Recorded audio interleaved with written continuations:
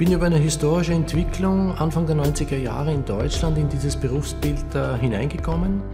Im Zuge der Vereinigung zwischen Ost- und Westdeutschland gab es einen großen Bedarf an kaufmännischen Leitern und Geschäftsführern, die Unternehmen in den neuen Bundesländern begleiten und den Strukturwandel und die Vorbereitung auf die liberale Marktwirtschaft mit ihnen gemeinsam zu erarbeiten.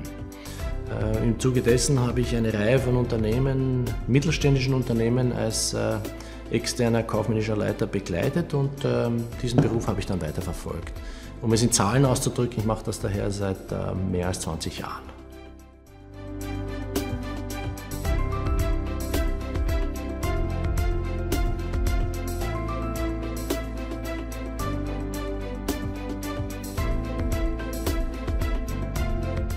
Ich habe in Wien mein Vordiplom in Betriebswirtschaftslehre abgeschlossen, danach einen Master in internationalen Business.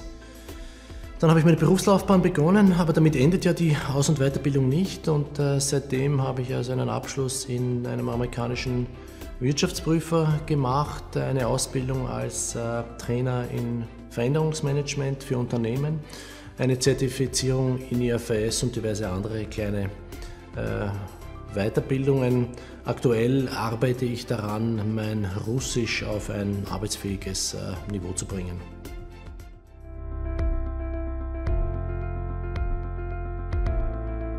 Da ich schon seit ca. 20 Jahren mit mittelständischen Unternehmen arbeite, ist eine Vielzahl von beruflicher Tätigkeit in diesem Bereich zustande gekommen.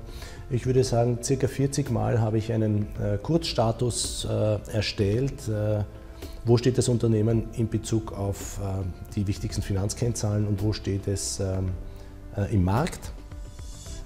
Weitere ca. 40 Mal habe ich eine Unternehmenskonzeption erstellt, also entweder eine Unternehmensplanung für eine Bank, für ein Private Equity House oder ein Sanierungskonzept. Habe das dann mit den jeweilig involvierten Parteien verhandelt und Entwicklungsempfehlungen für das Unternehmen im Rahmen einer beraterlichen Tätigkeit ausgesprochen. Und last but not least, ca. 20 Mal habe ich für ein mittelständisches Unternehmen als Interims-CFO oder COO gearbeitet. Die Unternehmen waren in der Regel zwischen 30 und 500 Millionen Umsatz groß.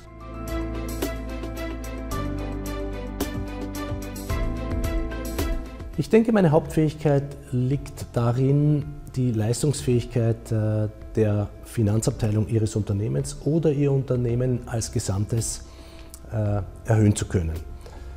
Nehmen Sie die Finanzabteilung als Beispiel, dann bin ich gemeinsam mit Ihnen in der Lage, das Service-Level Ihrer Finanzabteilung zu erhöhen, die Effizienz zu verbessern, beziehungsweise oft auch ein Thema die Verbesserung der Compliance, also der Qualität des Zahlenwerkes zu verbessern. Geht es um das gesamte Unternehmen, dann wäre ein Beispiel die Profitabilität, die Innenfinanzierungskraft und die strategische Positionierung im Markt Ihres Unternehmens über alle Funktionen hinweg zu erhöhen. Ich verwende dazu ein Instrumentarium, welches ich mir in den Arbeiten mit den einzelnen Unternehmen in verschiedenen Branchen angeeignet habe. Das heißt, ich kann Best Practice aus den einzelnen Branchen auf Ihr Unternehmen übertragen. Und ich arbeite mit einem Führungsstil und mit einem Methodeninstrumentarium, welches es mir im Spitzensport, also im Wettkampfsport angeeignet habe und welches sich sehr gut zur Leistungssteigerung auch im Unternehmen einsetzen lässt.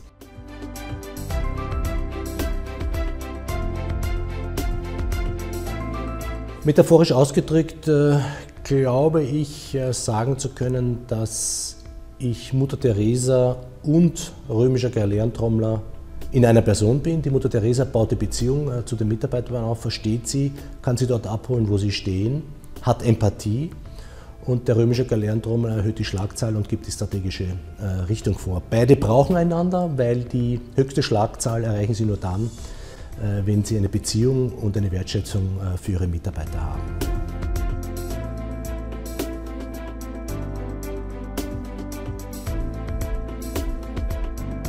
Meine persönlichen Interessen waren eigentlich ausschließlich geprägt von dem Gefühl, dass wir Menschen wesentlich mehr können, dass unser Potenzial wesentlich größer ist als das, was man so gemeinhin in der Schule oder auf der Universität lernt.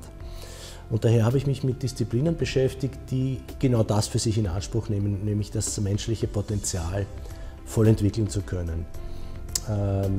Damit meine ich Budo, die japanische Kampfkunst, damit meine ich Yoga, die indische Metaphysik, und damit meine ich die westlichen Therapieformen aus der psychologischen Ecke. Interessanterweise ist es so, wenn man sich mit diesen 3 Disziplinen wirklich intensiv beschäftigt und nicht nur oberflächlich drüber geht, sondern wirklich versucht, dort eine Art Meisterschaft zu erreichen, dann erkennt man, dass am Grunde oder dass diese Disziplinen in ihrer Essenz auf tiefster Ebene das gleiche Erfolgsprinzip haben. Und dieses Erfolgsprinzip habe ich für mich erkannt, habe daraus sehr viel für mich als Mensch, aber auch als Manager, der Unternehmen führt, gelernt. Und von daher ist eigentlich mein Beruf und mein Hobby nicht so richtig abtrennbar. Die sind auf eine bestimmte Art und Weise miteinander verschmolzen.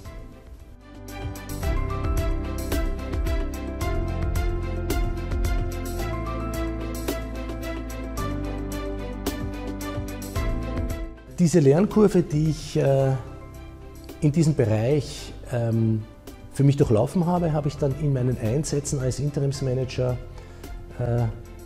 sofort eingesetzt und weiterentwickelt und habe daraus eine, wie ich meine, innovative Führungsmethode entwickelt, die in letzter Konsequenz zu deutlich mehr Profitabilität und mehr Menschlichkeit führt.